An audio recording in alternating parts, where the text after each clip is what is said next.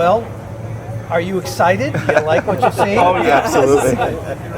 You know, I think when a property starts with the genius of, you know, the Lucasfilm people and of course George Lucas himself, and you add in a healthy dose of ambition from the Imagineers who were asked to, of course, dream big with a lot of resources that were put against it, and the creativity of Imagineering, I think you end up with something that really almost defies logic or expectation. I don't know about you all now experiencing the land for the first time, but when I come in here, you feel like you're in a different planet. It doesn't feel like you're in an appendage to Disneyland. That's how immersive this place is. I just did an interview and someone said, well, there's one, soon to be two attractions here. I'm like, well, they say actually 2 rides. I said, there's not 2 rides, there's really 4 attractions. The first attraction is the land itself, right? I mean, it's spectacular, it's detail, it's texture, it's depth of storytelling. And then, of course, you have the Millennium Falcon. I mean, what a dream it is to be able to actually pilot the Falcon. And that's been extraordinary. The feedback has been fantastic. Ultimately, we'll have the Rise of the Resistance, which I personally feel will be the greatest attraction we've ever done. I mean, from every standpoint possible. And then you have the Cantina. And even during the cast previews, the Cantina lines were 2 hours every day, all day. You put all that together, and that's why we have to have a 4-hour, you know, maximum. Because it is so immersive, it is so deep, the experience is so great, that you spend the first 2 hours just sort of absorbed in it, saying, wow, is this real? So for us, this is a new high watermark, certainly a new high watermark in the industry. And I think it says great things about where we're heading, what you can do with fantastic intellectual property to increase the depth of that storytelling, and what it means, I think, for the future of not only Disneyland itself, but also Walt Disney World and Hollywood Studios. So really exciting time for all of us. This is the work of a lot of folks that have spent a lot of hard hours, again, dreaming big, and not letting typical constraints stop them from setting a new high water mark. So I'm thrilled to be here, and I'm glad to answer any questions that you guys. Obviously, there's so much to see here, but can we zoom in and can you give us one of your favorite little details or hidden Easter eggs that you know about? Well, there's actually a whole bunch here. I would say that one of my favorite things, it's actually a soft programming thing. It's not an imaginary thing, and it's the cast. Because I don't know if you've figured this out yet, but each cast member was asked to come up with their own backstory. Why they're here, what their origin is, what their problem is. So each cast member has created their own story. So that adds yet another dimension, because everything we've talked about so far is really all about the land, right, and the programming of the land. But when you talk to the cast, you get all these different layers. And to me, that's really what takes this. As always, it's always about the cast, right? They take it over the top. Thank you. I love how you guys have worked so well with the Disney corporate partners like Coca-Cola. Can you talk a little bit about the creative and how that came to be? Well, you know, I see that they're selling, those bottles are selling for $45 last I checked on eBay. So there says that suggests that there's some residual value. But you know, Coke's been a great partner for us for many, many years. And having a good commercial partner is one thing, but having a good storytelling partner is a whole another thing. And what they were on this project was a really great storytelling partner, because obviously we won Coke here, they won Coke here, our guests won Coke here, but it can't just be in a regular Coke bottle. And as you know, they make a lot of Coke. So how do you do that but still do something that's very customized so it can be part of the storytelling? Great partner. I love it. Of all the things that Disney could have done to expand, why this particular franchise and why this particular level of investment? Okay. As you know, we have unbelievable franchises that we can choose to employ to build our guest experiences. Because 40 years ago, George Lucas created Star Wars, and 30 years ago, we stuck our toe in the water by putting our first attraction here. It just seemed fitting that in a place like the U.S., where the depth of Star Wars love is just so incredible that this would be the perfect place to do something really ambitious.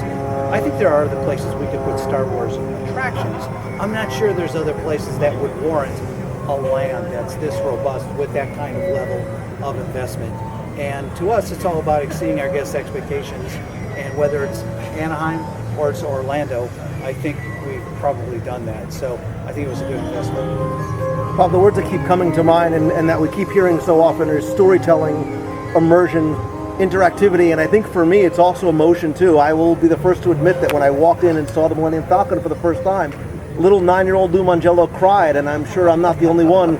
Tell me how those four elements sort of make sort of the recipe for this type of experience. You know, your question is so insightful because you can break down every single element of this place. You can break down, you know, the facades, the buildings, the food, beverage, the merchandise, the cast. But what it really comes down to is that word, emotion. You really have to touch somebody within their soul that speaks to them, whether it's because of the first time that they saw the movie when they were young or some more recent experience that they've had. But it has to play into that world of theirs. And that's why our marketing tagline for the land is live your own Star Wars adventure, because it really is about striking that chord of emotion. And great question. I'm glad you felt that emotion, because we've had quite a few guests when they walk through the gates just break down. And it says something. It's very rewarding for our Imagineers.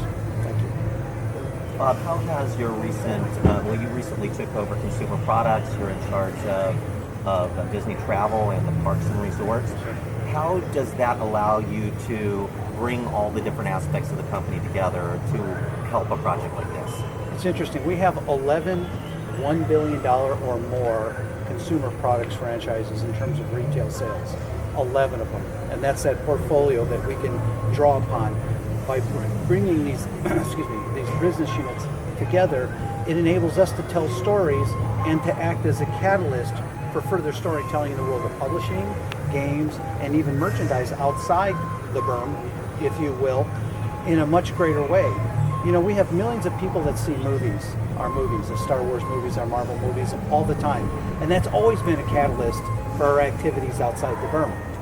But we've never really thought about a theme park as a catalyst for those things as well. But if you think about it, we have millions of people that see the movies. We have millions of people that walk through these gates 365 days a year on both coasts. That in itself is a catalyst for further storytelling. Maybe the most important thing about what we're doing here is that we all live within the world of the canon of Star Wars.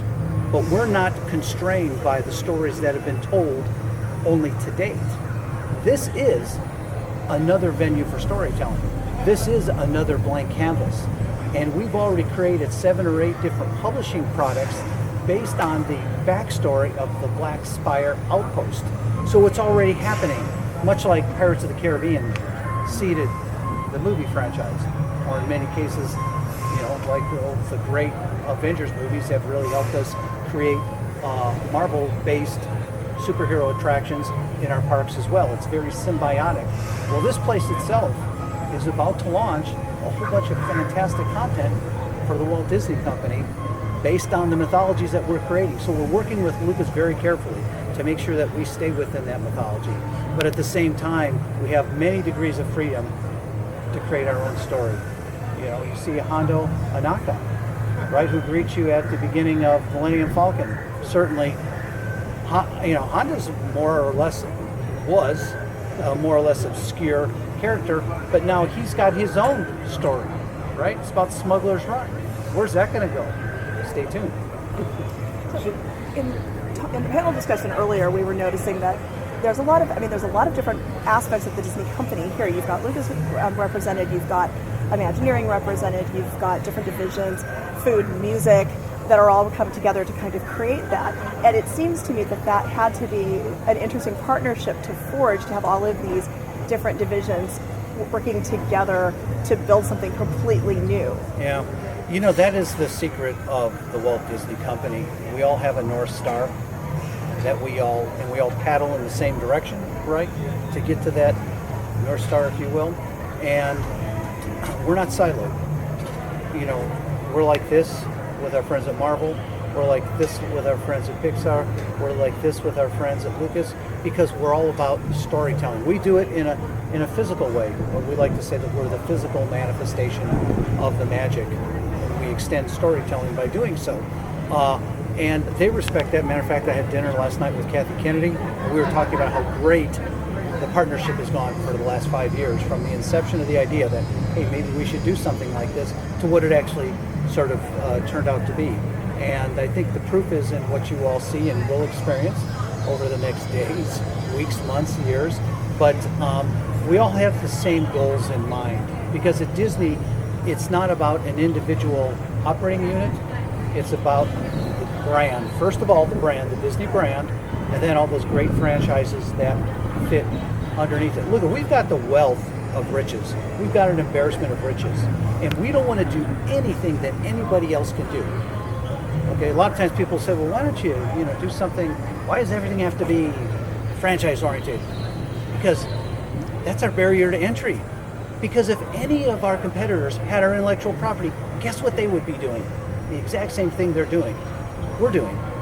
But they don't have it. And we do. So we're going to build it. We're going to sustain it. We're going to create this world where everybody works together to create storytelling across time, across territories, geographies, and across lines of business, to create something that's bigger than any one of those individual pieces. And that's why we have a franchise orientation. And frankly, that's why the Walt Disney Company far and away outperforms all of our peers. So the Imagineers were not only asked to create something this incredible, but they were also asked to create it twice, which is a tall order. Yes, so it is. what have been the positives of creating both of them at the same time? And has Disney ever even done anything on this kind of a massive scale? We have not done anything on this scale. Certainly we have several Sorens, right? But done over different time frames. Certainly not of this magnitude. For our shareholder constituents, there's a benefit there where you design once, build twice. Essentially, this land is exactly the same as the one at Hollywood Studios, just essentially turned upside down with 2 entrances rather than 3. So there's obviously some efficiency there. But the other thing it helps us do is that, as we're creating science, as we're innovating, as we're inventing, we don't have to go through those, perils and tribulations twice. We figure it out here, we export it over to Orlando, and that just helps everybody get more Star Wars quicker, in a way that's going to be incredibly reliable, and in a way that I think is going to really build the franchise again. Smart and fun. Yeah, I'll tell you, it's a dream come true. This place is just amazing. And, our guests ultimately, though, it's not about what we think. It's really about what our guests in mass think. And if our demand on our parks is any indication, we've got way more demand than we've got supply. So we're doing something right. Speaking of supply and demand, when can we expect a third park based on the success of the resort here and this amazing new land? I'd love to see what you could do with a whole new park. Well, as you know, we typically are a little bit space constrained here. Not that we don't have some available land if we so choose to employ it that way, but we've got big dreams, but we have no specific plans about a third gate or a new gate anywhere. Speaking of the future, both you and Mr. Trowbridge have implied that the land was designed with evolution of the story and possible expansion in mind. Can you give a little bit more extrapolation on the future of Galaxy's Edge? The way I look at this land is that it's a canvas, and it's a canvas that we painted, and it's a core.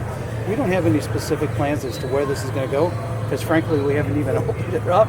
We don't open it up for another 36 hours. But I think you can see that this could be the core of something really, really spectacular, because our ambition hasn't gone away. Our ambition's only growing. I'm not exactly sure what form that's going to take. I know most immediate the form that it's going to take, and that's Rise of the Resistance, which I again believe will be the greatest attraction that we've ever built. But beyond that, we've got no specific plans, but we have a lot of ambition, a lot of dreams, and plenty of stories to tell. Thank you very much.